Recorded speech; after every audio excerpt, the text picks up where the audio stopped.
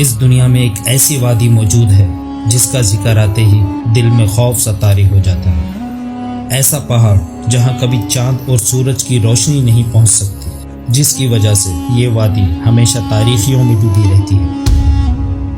اس وادی تک آج تک کوئی انسانی جان نہیں پہنچ پائی۔ اس وادی کے بارے میں مختلف ماہرین نے اپنے خیالات کا اظہار کیا ہے۔ کوئی کہتا ہے کہ یہ وادی جنات کا خاص مسکن ہے، تو کوئی کہتا ہے کہ یہ کسی اور دنیا میں داخل ہونے کا ایک پر اسرار راستہ ہے، اور اس پر اسرار وادی کا نام کوہ کاف ہے۔ جب ہماری سوچ میں کوہ کاف کا ذکر آتا ہے تو ہمارے ذہن میں کہانیاں گھومنے لگتی ہیں جو ہم نے کبھی کسی دور میں پڑھی یا سنی ہو، جس میں کسی خوبصورت پری کو جن نے اغوا کیا ہو، یا تو بادشاہوں کی حسین شہزادیوں کو کسی طلسمی جادوگر نے اپنے جن سے اغوا کروا کر کوہ کاف کے پہاڑوں کے کسی ویران مقام پر لے جا کر قید کر دیا ہو۔ کوہ کاف سے منسلک کہانیاں افسانے پورے وسط ایشیا اور خلیجی ریاستوں میں بہت اہمیت رکھتی ہیں۔ کوہ کاف کی روایات تحریری شکل میں موجود ہونے کے ساتھ ساتھ وقت قدیم سے آج تک سینہ بہ سینہ بھی منتقل ہوئی ہیں۔ جبل کاف یا کوہ کاف خلیجی ریاستوں اور عربوں میں افسانوی پہاڑی سلسلے کے طور پر جانا جاتا ہے، بلکہ کچھ لوگ تو اس پہاڑ کو قرآن میں موجود سورہ کاف سے بھی جوڑتے ہیں۔ اسلامی روایتوں میں کوہ کاف کو جنوں کا وطن کہا جاتا ہے، جس کو اللہ نے چمکتے ہوئے زمور سے بنایا ہے۔ قدیم علم نے ان پہاڑوں کو اپنے ایسے اسرار میں ڈھانپ رکھا تھا کہ نسل انسانی کی کوئی بھی حکومت کوہ کاف پر قبضہ کرنے میں ناکام رہی۔ کوہ کاف زمین کا سب سے دور دراز کا مقام کہا جاتا ہے، جو ایک طویل پہاڑی سلسلے پر مشتمل ہے۔ کوہ کاف داستانوں میں زرتش کی زمین اور سمرغ نامی پرندے کی وجہ سے مشہور ہے۔ بعض روایت میں کوہ کاف جنات کے شہر سے بھی جانا جاتا ہے، جہاں زمانہ قدیم میں جنات کی نسلوں نے بہت سی حکومتیں قائم کی تھی۔ 13ویں صدی کے عظیم صوفی شاعر جلال الدین محمد رومی ایک جگہ لکھتے ہیں کہ حضرت ذوالقرنین آب حیات کی تلاش میں کاف پہاڑی کی طرف چلے گئے، اس امید سے کہ آب حیات کوہ کاف کے پہاڑوں کی کسی چوٹی پر موجود ہے۔ اور جب حضرت ذوالقرنین وہاں پہنچے تو وہاں انہوں نے اسرافیل علیہ السلام کو دیکھا، جو قیامت کا سور پھونکنے کے لیے قیامت کا انتظار کر رہے تھے۔ اب حقیقت کیا ہے یہ تو ہم نہیں جانتے، لیکن جلال الدین رومی کے ان الفاظ کے پیچھے کوئی نہ کوئی مقصد تو ضرور چھپا ہوگا۔ شاید اس بات کا تعلق کسی خاص واقعے کی طرف اشارہ بھی ہو سکتا ہے۔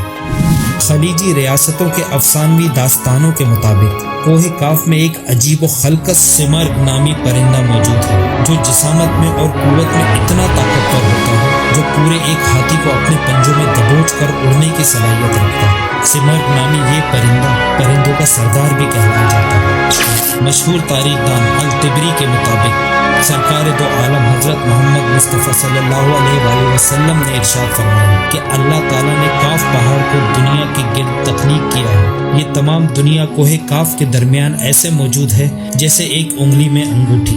کوئی انسان وہاں پہنچ نہیں سکتا، کیونکہ کوہ کاف تک کا سفر طے کرنے کے لیے 4 مہینے اندھیروں میں سفر کرنا پڑے گا۔ یہ وہ پہاڑی سلسلہ ہے جہاں نہ کوئی سورج، نہ کوئی چاند اور نہ کوئی ستارے موجود ہیں۔ کچھ فلسفہ دانوں نے اپنے فلسفے میں بیان کیا ہے کہ کوہ کاف پہاڑی سلسلوں میں سب سے اونچا اور طویل پہاڑی سلسلہ ہے، جو اللہ کی طرف سے زمین کو سہارا دینے کے لیے بنایا گیا تھا، اور اس دنیا میں جتنے بھی پہاڑی سلسلے موجود ہیں ان کی جڑیں زیر زمین کوہ کاف سے جڑی ہوئی ہیں۔ اسی وجہ سے کوہ کاف، جو کہ دنیا کا سب سے بڑا پہاڑ ہے، یہ دنیا کے تمام پہاڑی سلسلوں کا مرکز ہے۔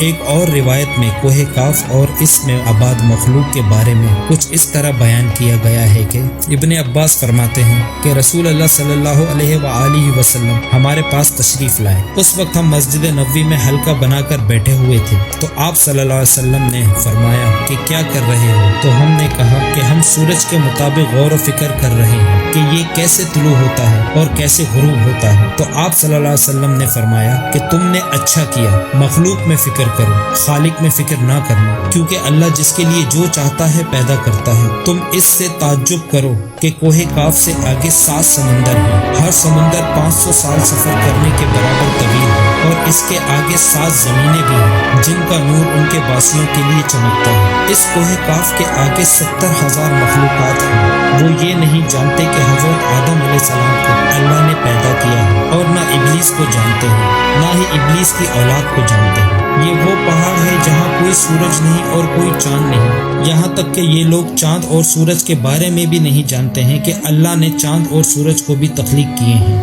جو روشنی ان تک پہنچتی ہے وہ کاف پہاڑ کی روشنی ہے، اور وہاں موجود لوگ جڑی بوٹیاں کھاتے ہیں اور ان کے بدن پر کوئی کپڑا نہیں ہوتا۔ صحابہ کرام نے پوچھا، یا رسول اللہ، کیا وہ لوگ فرشتے ہیں؟ آپ صلی اللہ علیہ وسلم نے فرمایا، نہیں، وہ فرشتے تو نہیں ہیں، لیکن اللہ تعالیٰ سے ان کی فرما برداری بالکل فرشتے کی طرح ہے۔ پھر آپ صلی اللہ علیہ وسلم نے فرمایا، معراج کی رات آپ صلی اللہ علیہ وسلم کی ملاقات کوہ کاف کے لوگوں سے ہوئی تھی، اور انہوں نے آپ صلی اللہ علیہ وسلم کی اسلام کی دعوت کو قبول کیا اور مسلمان ہو گئے۔ اس پہاڑ کے بارے میں کئی لوگ اپنی مختلف رائے کا اظہار کرتے ہیں۔ کچھ ماہرین کہتے ہیں کہ کوہ کاف انٹارکٹیکا کے ان علاقوں میں موجود ہے جہاں ہر وقت اندھیرا چھایا رہتا ہے، بلکہ کچھ لوگ اسے قدیم دور کے اٹلانٹس سٹی کو ہی کوہ کاف قرار دیتے ہیں، جو کسی بڑے عذاب کی وجہ سے تباہ و برباد ہو چکا ہے۔ فزکس کی جدید تحقیق کے مطابق ہماری اس کل کائنات میں ٹوٹل 11 ڈائمنشنز وجود رکھتے ہیں، جبکہ ہم انسان صرف 3 یا 4 ڈائمنشنز میں زندگی گزار رہے ہیں، کیونکہ ہم صرف ٹائم اور اسپیس کی قید میں زندگی گزار رہے ہیں۔